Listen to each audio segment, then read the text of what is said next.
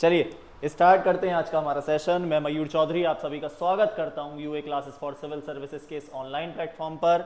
चलिए आज हम हमारी ये एमसीक्यू सीरीज में आगे बढ़ते हुए हमारा जो एफएलटी का आज जो मॉक हुआ है, जो एफएलटी हुआ फुल लेंथ टेस्ट, उसमें जो हमने डिफरेंट क्वेश्चन देखे उसके सभी डिफरेंट डायमेंशन यहाँ पर कवर करने वाले हैं। तो चलिए स्टार्ट करते हैं, समय को व्यर्थ नहीं करते हैं और बढ़ते हैं अपने पहले प्रश्न की ओर। क्या कह रहा है हमारा पहला प्रश्न? चलिए सबसे पहले प्रश्न की ओर आएंगे। यहाँ पर हमसे पूछा जा रहा है चतुर्भुज टेम्पल के बारे में कि चतुर्भुज टेम्पल कहाँ पर लोकेटेड है, हमें यहाँ बताना है। तो यहाँ बहुत ही सिंपल सा क्वेश्चन था और बहुत ही सिंपल सा आंसर। ये आप मंदिर देख सकते हैं, ये जो टेम्पल बना हुआ है ये चतुर्भुज टेम्पल है। और ये जो चतुर्भुज टेम्पल है एक्चुअल में फेमस क्यों है इसके बारे में पहले जान लीजिएगा। पहले तो ये बता दूं आपको ये है कहां पर, तो ध्यान रखिएगा ये ओरछा में आएगा, है ना। ये विष्णु भगवान को समर्पित है। किसे समर्पित है? ये लॉर्ड विष्णु को समर्पित है। और इसका कारण ये है कि यहाँ पर जो राजा हुआ करते थे जिनका नाम क्या था, मधुकर शाह, और उनकी वाइफ थी गणेश कुमारी। ये राम, है ना, प्रभु राम की बहुत बड़ी भक्त थी। इन्होंने कहा था कि अयोध्या से अपनी जो इमेज होगी एक जो राम जी की, वो यहाँ पर लाकर स्थापित करेंगी। इसी चीज के लिए ये महल बनवाया जा रहा था, ये मंदिर बनवाया जा रहा था, बट वो उनके किचन में जाकर स्थापित हो गए। शायद इस स्टोरी के बारे में आप लोगों ने पहले भी थोड़ा बहुत सुन रखा होगा, उसी के बारे में ये चीज है। और ये जो यहाँ पर ये जो मंदिर है वो वहां पर ओरछा में राम जी को राम राजा मंदिर के रूप में पूजा जाता है। वहां पर मतलब राजा के रूप में एक ही जगह पूजा जाता है, वो है ओरछा में। उसी के पीछे में ये मंदिर बना हुआ है जिसे चतुर्भुज मंदिर के नाम से जाना जाता है। चतुर्भुज मंदिर लगभग मध्य प्रदेश में ही 4 स्थान पर हैं। चलिए आगे बढ़ते हैं अगले प्रश्न की ओर। In which district is the Urs held in April May? ध्यान रखिएगा इस क्वेश्चन से ही हमें एक चीज मिल जाती है कि अप्रैल और मई में होता है। कौन सा उर्स है? तो यहां ध्यान रखना, धमौनी उर्स से कहते हैं, जो मस्तान शाह वली है ना, जो मस्तान शाह वली हैं उनकी श्राइन पर होता है। तो ध्यान रखिएगा ये कहां पर होता है, धमौनी उर्स। ये होता है सागर में, है ना। कब होता है? अप्रैल और मई में होगा। और किसकी जो श्राइन है यहाँ पर, मस्तान शाह वली जो है उनकी श्राइन है। अगले प्रश्न की ओर। Consider the following statement. यहाँ पर हमें कुछ स्टेटमेंट दिए हुए हैं, इनके बारे में हमें देखना है कौन सा सही है कौन सा गलत है। जब हम पहले स्टेटमेंट को देखते हैं, Chanderi is located on the bank of river Betwa, तो बिल्कुल ये बिल्कुल सही है। जो हिली एरिया होता है बेतवा रिवर के पास का, वहां पर जो चंदेरी है वो क्या है, अवस्थित है। और वहीं आप देखेंगे it's Asian name was Chandragiri, तो बिल्कुल नहीं, चंद्रगिरी इसका जो पुराना नाम है वो इसका नाम नहीं हुआ करता था। चंद्रगिरी जो है विजयनगर एम्पायर की 4th कैपिटल जानी जाती है ना।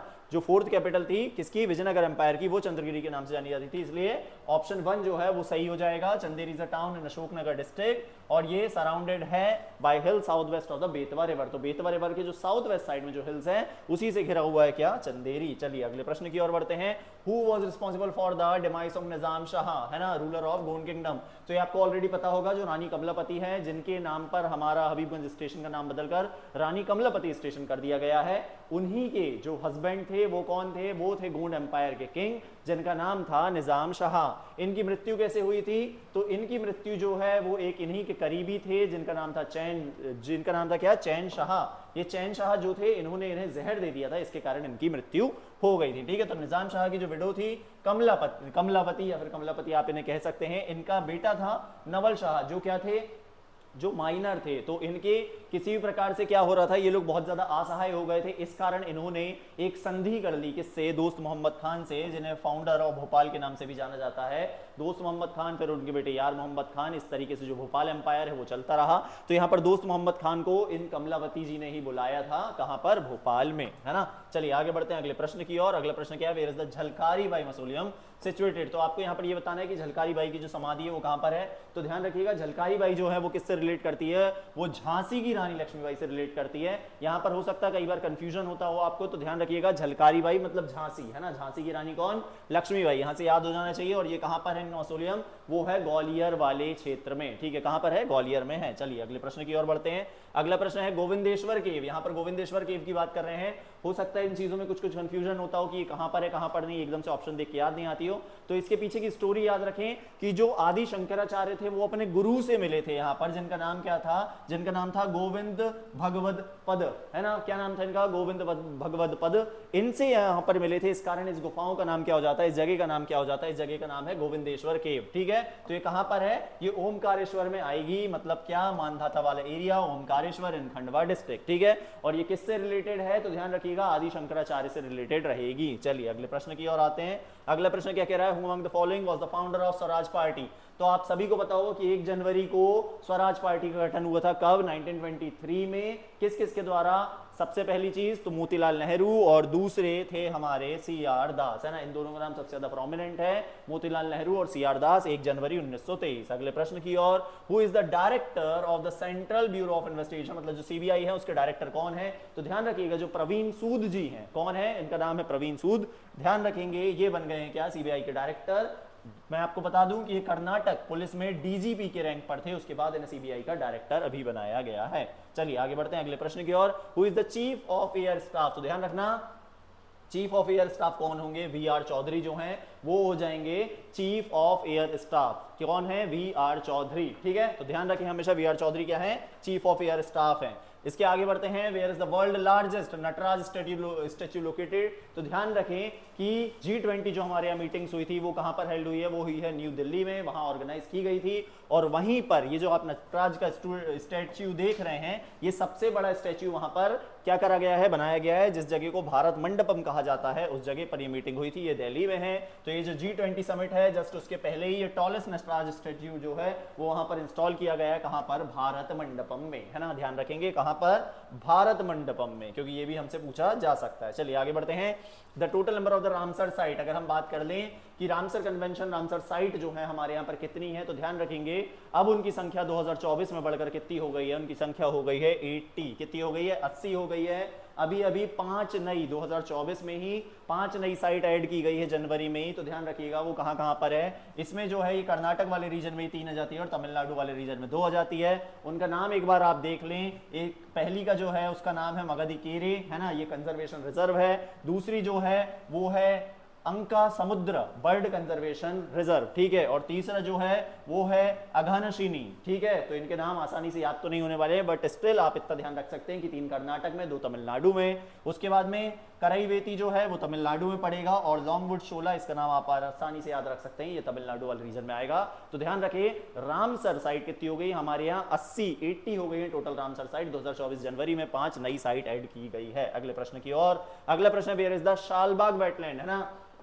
शायद हो सकता है इसका नाम आपने नहीं सुना हो, बाकी स्टिल ध्यान रखिए ऐसी कुछ चीजें अगर हमारे क्वेश्चंस में आ जाती है तो ये बहुत ज्यादा हेल्पफुल होगी। ऐसे ही सारी वेटलैंड साइड हम याद करने की कोशिश करेंगे, बट स्टिल यहाँ पर शालबाग के बारे में पूछा जा रहा है, ये कहां पर है? तो ये जम्मू एंड कश्मीर वाले रीजन में हो सकती है, ठीक है। तो ये कहां पर है? जम्मू एंड कश्मीर वाले रीजन में है। ये है अंकड़ लेक है वहां पर। कौन सी लेक है? एक अंकड़ लेक है जो सिंध रिवर के डेल्टा के पास है। कहां पर है? जो सिंध रिवर का डेल्टा, वहां पर अंकड़ लेक है, वहीं पर है हमारी क्या ये वेटलैंड साइट। कहां पर? जम्मू एंड कश्मीर में, जिसका नाम क्या है? शालबाग इसका नाम होगा। आगे बढ़ते हैं, है ना। इसको एक और तरीके से याद कर सकते हैं, शायद अगर ऐसे याद नहीं हो तो। जैसे जम्मू कश्मीर जाएंगे तो क्या लगेगा? बहुत ज्यादा ठंड लगेगी, तो हम उस ठंड से कैसे बचेंगे? इस शॉल की मदद से बचेंगे, ठीक है। तो ध्यान रखना, ऐसी करके याद कर लो। थोड़ा वियर्ड हो सकता है बट स्टिल याद तो कर ही सकते हैं। चलिए आगे बढ़ते हैं। Which state is the home to the Pichavaram mangrove, है ना। ध्यान रखिएगा पिछावरम मैंग्रोव के बारे में पूछा जा रहा है। इसका मतलब जो ओरिजिन है, जो ये यहाँ पर सबसे ज्यादा होते हैं, वो कौन सी जगह? तो ध्यान रखें ये तमिलनाडु हो जाएगी। पिछावरम मैंग्रोव की आप फोटो देख सकते हैं। जो मैंग्रोव होता है वो एक प्रकार का वेजिटेशन है जो हमारे कोस्टल रीजन में पाया जाता है। ये बाढ़ जैसी स्थिति, जो बहुत बड़ी बड़ी लहरें आती हैं, उन सभी को रोकने का काम कौन करते हैं? मैंग्रोव्स करते हैं। बहुत इंपॉर्टेंट वेजिटेशन हो जाता है हमारे कोस्टल रीजन में, और ये कहां पर है? ये है तमिलनाडु वाले क्षेत्र में। अगले प्रश्न की ओर। स्टैच्यू ऑफ वननेस की यहां पर बात कर रहे हैं, तो ये सभी को पता होगा मध्य प्रदेश से जुड़ी हुई चीज है। इसका आंसर मध्य प्रदेश ही होगा। और मध्य प्रदेश में कहां पर इसे इंस्टॉल किया गया है? तो ओमकारेश्वर खंडवा में अगर आप देखें तो ये इंस्टॉल किए गए हैं स्टैच्यू ऑफ वननेस। और ये कौन है? ये है हमारे आदि शंकराचार्य। इनकी फोटो आपको ऑलरेडी यहां पर दिख रही होगी। तो स्टैच्यू ऑफ वननेस जो है वो आदि शंकराचार्य से रिलेट करता है। और ये कहां पर है? मानधाता माउंटेन जो है हमारे ओमकारेश्वर खंडवा में, वहां पर इन्हें एस्टेब्लिश किया गया है। आगे बढ़ते हैं। फर्स्ट वंदे भारत की बात कर रहे हैं। वंदे भारत ट्रेन जो है वो कब लॉन्च हुई थी और कब कहां से चली थी? तो ध्यान रखिएगा 2019 में 18 फरवरी को सबसे पहली बार वंदे भारत ट्रेन मतलब T18 जो है उसे लॉन्च किया गया, उसे चलाया गया। कहां से कहां तक चली थी? तो पहले तो ये देख लेते हैं, हमारे प्रश्न का उत्तर हो जाएगा 2019। ध्यान रखें डेट भी 18 फरवरी, है ना। ये पूछा जा सकता है कि जो वंदे भारत ट्रेन है सबसे पहली कहां से कहां तक चली? तो ये वाराणसी से न्यू दिल्ली और न्यू दिल्ली से वाराणसी वाला जो रूट है वहां पर इसे लॉन्च किया गया था। पहली वंदे भारत एक्सप्रेस ट्रेन थी जिसे इनॉग्रेट किया गया था हमारे भारत में। अगले प्रश्न की ओर। Who has become the first women to command an Indian air force, ठीक है। तो क्या बोल रहे हैं यहाँ पर कि इंडियन एयरफोर्स की एक टुकड़ी होगी उसे कमांड करने वाली है, ऐसी पहली महिला कौन बन गई है? तो इनका नाम ध्यान रखिएगा, जो हमारी शैलजा धामी है, क्या नाम है इनका? शैलजा धामी, कैप्टन शैलजा धामी, ये बन गई हैं ऐसी पहली महिला जो इंडियन एयरफोर्स की एक टुकड़ी को क्या करने वाली है? कमांड करने वाली है। ये है शैलजा धामी, है ना। चलिए आगे बढ़ते हैं, अगले प्रश्न की ओर आते हैं। अगला प्रश्न क्या है? ऐसी जो फर्स्ट वुमेन, फर्स्ट मैन या फिर इस टाइप के जो भी प्रश्न होते हैं उन पर खास ध्यान रखिएगा, ऐसे प्रश्न पूछने की संभावना बहुत ज्यादा होती है। अगले प्रश्न की ओर, which Veda is primarily associated with the hymn and praises dedicated to various deities?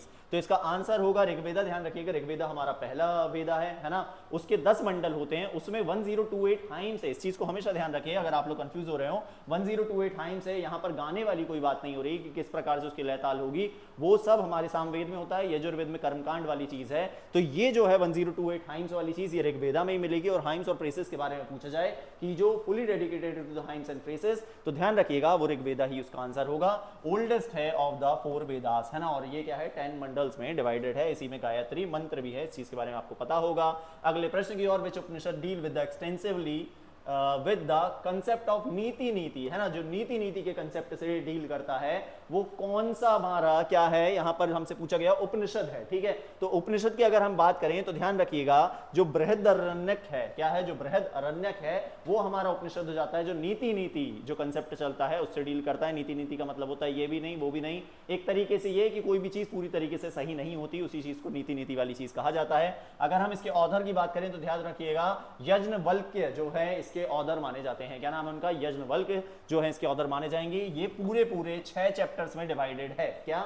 Brihadaranyaka Upanishad जो है वो 6 चैप्टर में डिवाइडेड है। इसका एक पॉपुलर वर्ड चलता है, ये आपसे पूछा जा सकता है कि अहम ब्रह्मास्मि कहां पर लिखा हुआ है? तो ध्यान रखना, बृहदारण्यक जो है उसमें लिखा हुआ है अहम ब्रह्मास्मि, है ना, मतलब मैं ही ब्रह्म हूं, ठीक है। चलिए अगले प्रश्न की ओर बढ़ते हैं। अगला प्रश्न क्या कह रहा है? कितने चैप्टर में? 6 चैप्टर में डिवाइडेड, है ना, इस चीज को ध्यान रख लीजिएगा।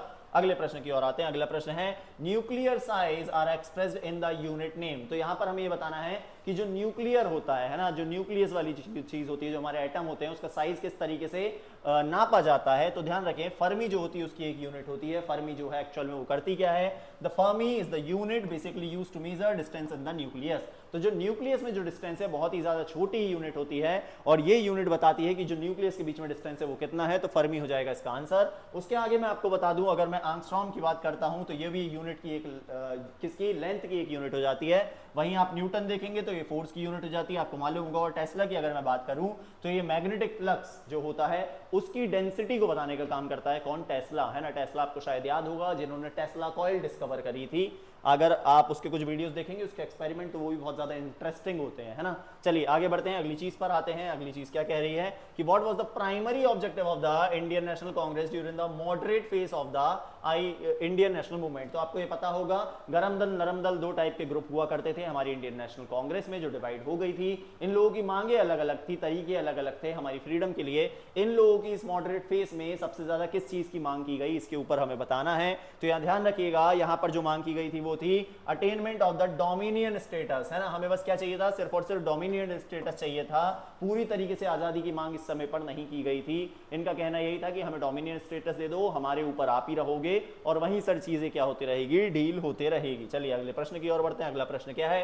Who among the following was the first sultanate, sorry यहां पर है ना सुल्तान आना चाहिए था, to annex the Gujarat province. तो ध्यान रखिएगा, अलाउद्दीन जो खिलजी हैं, कौन? अलाउद्दीन खिलजी। जब उनने अपना एक्सपेडिशन चलाया था, जब उनने अपना अभियान चलाया था, तब सबसे पहला जो ऐसा राजा जिसने एनेक्स कर लिया हो पूरी तरीके से गुजरात को, तो वो ध्यान रखेंगे कौन? वो थे अलाउद्दीन खिलजी। इन्होंने 1299 में यहां पर क्या करा था? रेड करा था।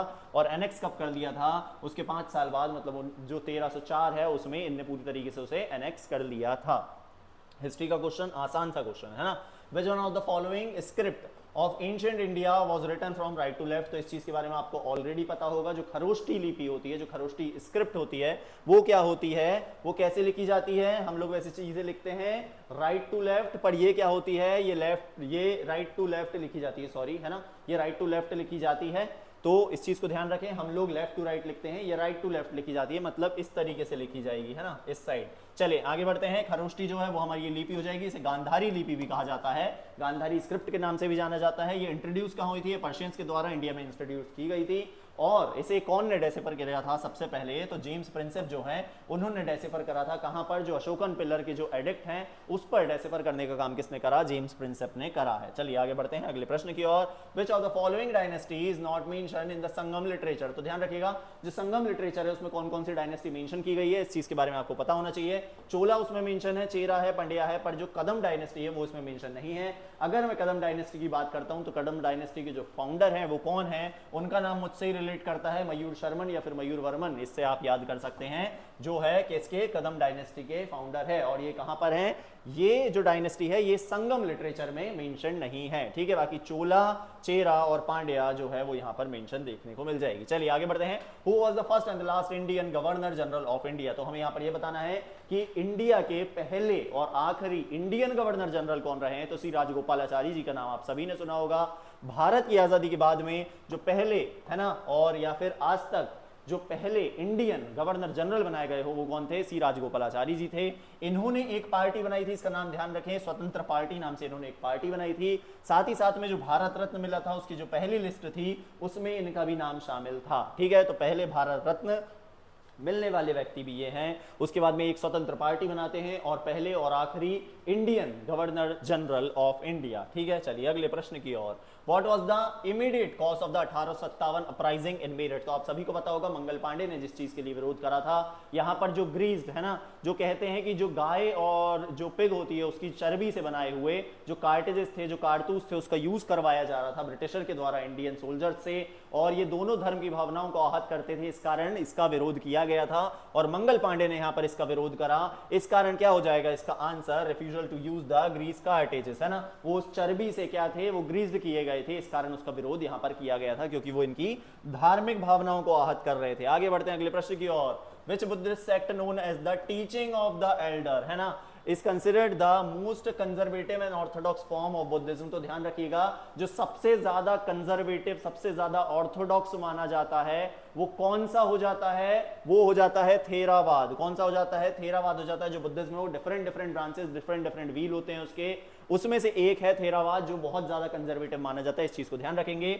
एम्फेसिस करता है किस चीज पर? ये इंडिविजुअल लिबरेशन वाली चीज पर एम्फेसिस करता है। साथ ही साथ में यहाँ पर स्ट्रिक्ट मोनेस्टिक डिसिप्लिन की बात भी की जाती है ना, मतलब पूरी तरीके से ब्रह्मचर्य को फॉलो करने की बात की जाती है, बहुत ही ज्यादा स्ट्रिक्ट तरीके से। बाकी सब में इतना ज्यादा स्ट्रिक्टनेस नहीं है। चलिए आगे आते हैं अगले प्रश्न की ओर। द ब्रह्मपुत्र रिवर की बात कर रहे हैं यहाँ पर, ये कहां से ओरिजिनेट होती है? Before entering in India. तो ध्यान रखना, ये तिब्बत वाले क्षेत्र से निकलती है। कहां से निकलती है? तिब्बत वाले क्षेत्र से निकलती है। और कैसे फिर वहां से इंडिया में आती है? यहां पर आपको दिख रहा होगा, है ना, ये जो पूरा जो फोटो बनी हुई है यहाँ पर जो आपको दिखाई दे रही होगी कि ये यहाँ से होकर आ रही है हमारे यहाँ, है ना। तो ये कहाँ? अरुणाचल में एंटर होती है हमारे यहाँ पर। उसके बाद में असम मेघालय वाले रीजन से निकलकर बे ऑफ बंगाल में जाकर मिलती है। निकलती कहाँ से? तिब्बत से निकलती है। Flowing through the Tibet enters India through Arunachal Pradesh. फिर उसके बाद में असम, बांग्लादेश वाले रीजन में जाती है और बे ऑफ बंगाल में जाकर मिल जाती है। प्लीज एक मिनट वेट कीजिएगा।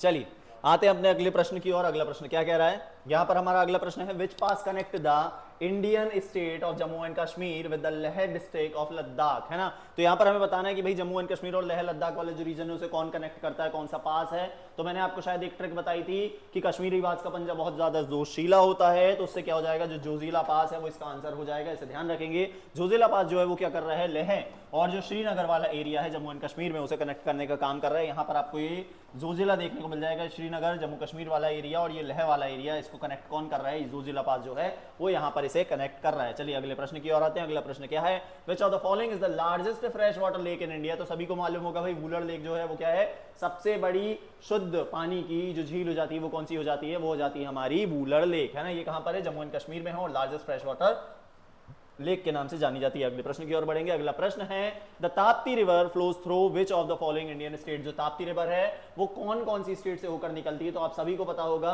कि ये मुल्ताई बैतूल वाले रीजन से ओरिजिनेट होती है, मतलब मध्य प्रदेश तो कवर करेगी और साथ ही साथ में गुजरात और महाराष्ट्र जो है उसे भी कवर करते हुए जाती है। तो जो ताप्ती है उसका आंसर यहाँ पर ऑप्शन के हिसाब से हो जाएगा गुजरात एंड महाराष्ट्र। ओरिजिन होता है इसका कहां से? मुल्ताई के सॉरी बैतूल के मुल्ताई से होता है, इसकी लेंथ कितनी हो जाती है 724 किलोमीटर जो है इसकी लेंथ हो जाएगी। तो ध्यान रखना ताप्ती रिवर कहां से निकलेगी, मुल्ताई से निकलेगी और मध्य प्रदेश, महाराष्ट्र और गुजरात से होती हुई मिल जाएगी, है ना। चलिए आगे बढ़ते हैं। काल बैसाखी की बात कर रहे हैं। काल बैसाखी जो है वो एक प्रकार की रेनफॉल होती है, वो कहां पर होती है, किस रीजन में होती है, इस टाइप के क्वेश्चन आपसे पूछे जा सकते हैं। तो ध्यान रखेंगे वेस्ट बंगाल का जो रीजन है वहां पर काल बैसाखी वाली चीज होती है। ये किस कारण होती है, ये एक्चुअल में इसलिए होता है कि जब वहां पर लो प्रेशर जोन बन जाता है अप्रैल और मई के मंथ में, तो ये मानसून को अट्रैक्ट करने का काम करता है ये लो प्रेशर जोन, और जो साइक्लोनिक और नॉर्थ वेस्टर्न विंड होती है उसे यहाँ पर अट्रैक्ट कर लेता है, जिससे वहां पर शॉवर और थंडरस्टॉर्म जैसी चीजें देखने को मिलती है, और ये वहां के वेजिटेशन के लिए बहुत ज्यादा हेल्पफुल मानी जाती है। अगले प्रश्न की ओर, the Deccan trap was formed by, तो ध्यान रखिएगा डेक्कन ट्रैप की जब भी हम बात करेंगे कि किस तरीके से बना है, तो वो बना है कब, वो बना है क्रिटेशियस वल्केनिसिटी से, ठीक है। किससे बना है, क्रिटेशियस वल्केनिसिटी से बना है। इसका कारण समझिएगा, जो हमारा अर्थ था जब उसमें क्रैक आ गए बहुत सारे इस रीजन में, वहां से जो वॉल्केनो इरप्ट होते गए, धीरे धीरे मैग्मा जो निकला जिसका सॉलिडिफिकेशन वहां पर होता गया, उससे ही डेक्कन ट्रैप का फॉर्मेशन हुआ है। इस चीज को याद रखेंगे। The development of many linear crack in the earth crust is what causes the formation of the Deccan trap, ठीक है। चलिए आगे बढ़ते हैं, अगले प्रश्न की ओर आते हैं। अगला प्रश्न है what is the other name of the highest range in the western घाट, तो वेस्टर्न घाट जो है उसका दूसरा नाम क्या है, यहां पर ये पूछा गया है। वेस्टर्न घाट को डिफरेंट डिफरेंट नाम से डिफरेंट डिफरेंट रीजन में बुलाया जाता है। ऐसे ही अगर हम बात कर लें इन ऑप्शन के हिसाब से अगर हम जाएंगे तो सह्याद्री यहां पर हमें दिखाई दे रहा है। जो वेस्टर्न घाट को कहां पर बोला जाता है, इसे बोला जाता है, इस रेंज को महाराष्ट्र में सह्याद्री के नाम से जाना जाता है। वही नीलगिरी की अगर मैं बात करूं, नीलगिरी के नाम से इसे कर्नाटक तमिलनाडु वाले रीजन में, और अनईमली या फिर कार्डमम हिल्स जो है वो केरला वाले रीजन में देखने को मिल जाती है, जो इसी का हिस्सा होती है। चलिए अगले प्रश्न की ओर आते हैं। अगला प्रश्न क्या कह रहा है, in which range is the Nathu La pass, है ना। कौन सा नाथुला पास जो है वो कहां पर पड़ेगा, तो ध्यान रखना हिमालय की एक रेंज हो जाती है जिसका नाम है डोंकिया रेंज। कौन सी, डोंकिया रेंज जो है वहां पर क्या है, नाथुला पास आपको देखने को मिलेगा। ये आता कहां पर है, सिक्किम में आता है, क्योंकि एक ट्रिक मैंने आपको बताई थी सिकंदरनाथ जलेविला, उससे निकल आएगा क्या, सिक्किम, है ना। तो ये इंडिया, तिब्बत और चाइना के बीच में जो है ये पास का काम करता है। कौन सा, हमारा नाथुला पास। चलिए आगे बढ़ते हैं, अगले प्रश्न की ओर आते हैं। Which is the highest waterfall of Madhya Pradesh, ये सभी को पता होगा कि मध्य प्रदेश का सबसे ऊंचा वाटरफॉल कौन सा है, तो ये है कौन सा, बहुटी जलप्रपात। बहुटी जलप्रपात जो है, जो अभी अभी जो मऊगंज डिस्ट्रिक्ट बनी है उसी रीजन में आने लगा है अब। और ध्यान रखें ये सेलर नदी पर है, किस नदी पर, सेलर नदी पर है कौन सा, बहुटी जलप्रपात, ठीक है। जो किससे ज्वाइन होती है जाकर, जो बीहड़ रिवर से ज्वाइन होती है। तो कई बार ऐसा भी कहा जाता है कि बीहड़ नदी पर है, पर एक्चुअल में अगर देखा जाए तो ये सेलर पर माना जाता है और ये मऊगंज वाले रीजन में पड़ेगा, ठीक है। कौन सा, बहुटी जलप्रपात। अगले प्रश्न की ओर, कत्था, यहां पर कत्थे की बात की जा रही है कि कौन सी वुड से निकलता है, तो बहुत ही आसान प्रश्न, ये खेड़ से निकलता हमें पता है ना। और इसके लिए एक जनजाति फेमस है जिसे खैरवाड़ नाम से जाना जाता है। जो खैरवाड़ लोग हैं वो क्या करते हैं, कत्था निकालने का काम करते हैं इस खेर के पेड़ से, जिसे क्या कहा जाता है, इसका बॉटनिकल नेम क्या है, इसका बॉटनिकल नेम है अकेशिया कटेचू। क्या नाम है इसका, अकेशिया कटेचू, ठीक है। तो इस चीज को याद रखिएगा। चलिए अगले प्रश्न की ओर आते हैं। अगला प्रश्न है when was the first railway line started in Madhya Pradesh, Madhya Pradesh में सबसे पहली रेलवे लाइन कब स्टार्ट हुई, तो 1867 में ही हुई है। ध्यान रखना कब, 1867 में हुई है। फर्स्ट रेलवे ट्रैक की अगर मैं बात करूं तो मध्य प्रदेश में कहां से कहां तक डेवलप किया गया था, इलाहाबाद से जबलपुर वाले रूट को डेवलप किया गया था। कहां से, इलाहाबाद से जबलपुर। कब, 1867 में सबसे पहली बार मध्य प्रदेश में कोई रेलवे लाइन बनी। चलिए आगे बढ़ते हैं अगले प्रश्न की ओर। यहां पर हमसे पूछा गया डुमना एयरपोर्ट के बारे में। सभी को पता होगा जो जबलपुर का एयरपोर्ट है उसे डुमना के नाम से जाना जाता है। असल में जबलपुर के थोड़ी ही दूर पे डुमना नाम का एक स्थान आता है, वहां पर इसे बनाया गया है, इसलिए इसे डुमना एयरपोर्ट के नाम से जाना जाता है। अगला प्रश्न है when was the first forest policy जो है मध्य प्रदेश में कब इंप्लीमेंट हुई, तो ध्यान रखें 1952 में हुई थी। अभी जो लेटेस्ट है वो 2005 वाली थी, इसके बीच में ही एक और पॉलिसी आ चुकी थी, तो 1952 जो है हमारा आंसर यहां पर हो जाएगा। आगे बढ़ते हैं। Which is the leading district of Madhya Pradesh in terms of the sorghum production. देखिए इस चीज में मैंने बहुत सारे डेटा चेक करा है, उसके अकॉर्डिंग मैंने यहां पर ये जो आंसर है उसे बताया है। बड़वानी इसका आंसर हो रहा है। ऐसा बहुत सारे डेटा आप भी चेक कर सकते हैं, कोई लेटेस्ट डेटा और कुछ मिल जाता है तो वो भी बताइएगा, अपन उसके अकॉर्डिंग देख लेंगे। बट स्टिल अभी मुझे जो डेटा मिला उसके अनुसार जो आंसर है वो हो रहा है यहाँ पर बड़वानी 76.62, वैसे ही खरगोन 34.20, छिंदवाड़ा 30.11 और धार जो है 17.50, है ना। कुछ साइट्स पर आंसर मंदसौर मिल रहा है, पर मंदसौर से ज्यादा प्रोडक्शन मुझे बड़वानी में देखने को मिला इस डेटा के अकॉर्डिंग, है ना। बाकी हम और आगे से चेक कर सकते हैं, अगर आपको कोई ऑथेंटिक डेटा मिलता है तो प्लीज भेजिएगा, हम उसे देख लेंगे एक बार। चलिए आगे बढ़ते हैं अगले प्रश्न की ओर। दर्दी वाटरफॉल के बारे में पूछा जा रहा है, वो कहां पर है, तो सभी को पता होगा नर्मदा नदी पर क्या है, दर्दी जलप्रपात है। जो दर्दी जलप्रपात है वो कहां पर है, वो खंडवा वाले रीजन में आता है। खंडवा जिले में हांडिया और बड़वाहा मार्ग के बीच में क्या है, ये स्थित है ना। तो ध्यान रखना क्या, दर्दी जलप्रपात नर्मदा पर। चलिए आगे बढ़ते हैं। पंचायती राज सिस्टम के बारे में यहां से पूछा जा रहा है, वो किस चीज के अंदर मेंशन किया गया है हमारे संविधान में। तो आप सभी को पता होगा, जो हमारे डीपीएसपी हैं, मतलब क्या, directive principle for state policy, उसी में से मेंशन किया गया है। आर्टिकल 40 जो है वो इसी चीज से डील करता है कि स्टेट क्या करेगी, वो पंचायती राज इंप्लीमेंट करने का पूरा पूरा प्रयास करेगी स्टेट्स में और इंप्लीमेंट करेगी। चलिए आगे बढ़ते हैं, 1 मिनट का वेट कीजिएगा।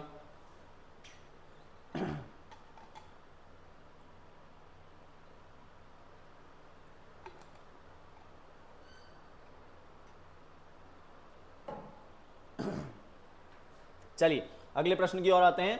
When was the Panchayati Raj system introduced in India? तो हमें यहाँ पर ये बताना है कि भाई जो पंचायती राज सिस्टम है वो मध्य प्रदेश में इंप्लीमेंट कब हुआ, इंडिया में कब इंप्लीमेंट हुआ, सॉरी नॉट इन मध्य प्रदेश। तो यहाँ पर ध्यान रखेंगे 2 अक्टूबर 1959 को क्या हुआ था, पंचायती राज सिस्टम जो है वो इंप्लीमेंट कर दिया गया था राजस्थान के नागौर डिस्ट्रिक्ट में। कहां पर? Nagaur district of the Rajasthan. ये सभी को पता होगा, अच्छे से याद होगा। इसके जस्ट बाद में आंध्र प्रदेश ने इंप्लीमेंट करा है। चलिए अगले प्रश्न की ओर। How many member of the constituent assembly sign the constitution of India? तो ध्यान रखना 284 मेंबर्स ने साइन करा था। कितने? इसमें बिल्कुल कंफ्यूज नहीं होना, 284 मेंबर ने क्या करा था, इसे साइन करा था। कितने? 284 मेंबर ने। और कितने थे टोटल मेंबर्स कॉन्स्टिट्यूएंट असेंबली में? 389 थे। इसमें डिफरेंट डिफरेंट डिवीजन है जो स्टेट और प्रिंसली स्टेट से हुआ करते थे, आपको ऑलरेडी पता होगा। चलिए अगले प्रश्न की ओर। यहां पर बोला जा रहा है कि which fundamental right protect the right to practise any profession और carry on any occupation, trade और बिजनेस। तो हम अपनी मर्जी से जो प्रोफेशन अपना कर सकते हैं, जो बिजनेस कंडक्ट कर सकते हैं, जो ट्रेड वाली चीज कर सकते हैं, वो किस आर्टिकल में मेंशन की गई है, इसके बारे में हमसे यहाँ पर पूछा जा रहा है। तो ध्यान रखें, आर्टिकल 19(1) का जो जी है ना, ये बहुत ज्यादा डीप में जाकर पूछा गया है, पर ऐसे कोई प्रश्न बनने की संभावना भी हो सकती है, इसलिए एटलीस्ट जो यहाँ पर आया उसे तो हम याद कर ही लें। तो ये वाली जो चीज है 19(1) के जी में पूरी गई है, और इसमें लिखा क्या है, provide right to practice and profession or to carry on any occupation, trade और business of to all the citizen, है ना। तो हम अपनी मर्जी के हिसाब से किसी भी प्रोफेशन, किसी भी ट्रेड वाली चीज को यहाँ पर चुन सकते हैं। अगले प्रश्न की ओर। During which governor tenure president rule has not been impose? तो यहाँ पर हमें ये बताना है कि भाई ऐसे कौन से गवर्नर थे जिनके कार्यकाल में मध्य प्रदेश में क्या हुआ, जो गवर्नर रूल है वो इंप्लीमेंट, जो प्रेसिडेंट रूल है वो इंप्लीमेंट नहीं हुआ, ये बताना है। तो यहाँ पर ध्यान रखें कि भगवत दयाल शर्मा जी के समय पर भी हुआ था, हरिविनायक पाटस्कर जी के समय भी, और सत्यनारायण सिन्हा जी के समय भी। यहाँ पर सिंह लिखा है स्टिल, बाकी जो सॉरी है ना, फिर से देखते हैं। भगवत दयाल शर्मा जी के समय हुआ है ना, मोहम्मद शफी कुरैशी के टाइम हुआ है, सत्यनारायण सिन्हा के टाइम हुआ है, पर एचवी पाटस्कर के टाइम पर नहीं हुआ है ना। जो एचवी पाटस्कर है वो क्या है, हमारे longest serving governor of Madhya प्रदेश है। ध्यान रखिएगा 7 साल 8 महीने तक इन्होंने क्या करा है, एज अ गवर्नर हमारे मध्य प्रदेश में काम करा है। कितने? 7 साल 8 महीने। ये भी हमसे पूछा जा सकता है कि सबसे ज्यादा लॉन्गेस्ट सर्विंग गवर्नर कौन रहे, तो वो कौन हो जाएंगे, एचवी पाटस्कर हो जाएंगे, मतलब क्या, हरिविनायक पाटस्कर जी। ठीक है, चलिए आगे आते हैं अगले प्रश्न की ओर। अगला प्रश्न क्या है, the term of the first assembly of Madhya Pradesh, जो मध्य प्रदेश की पहली असेंबली थी उसका टर्म कितना रहा? तो ध्यान रखिएगा मात्र 1 साल तक वो रही थी, और 5 मार्च 1957 को क्या हो गई थी, डिसॉल्व हो गई थी। कब हो गई थी? 5 मार्च 1957 को डिसॉल्व हो गई थी। 56 से 57 तक रही है मात्र।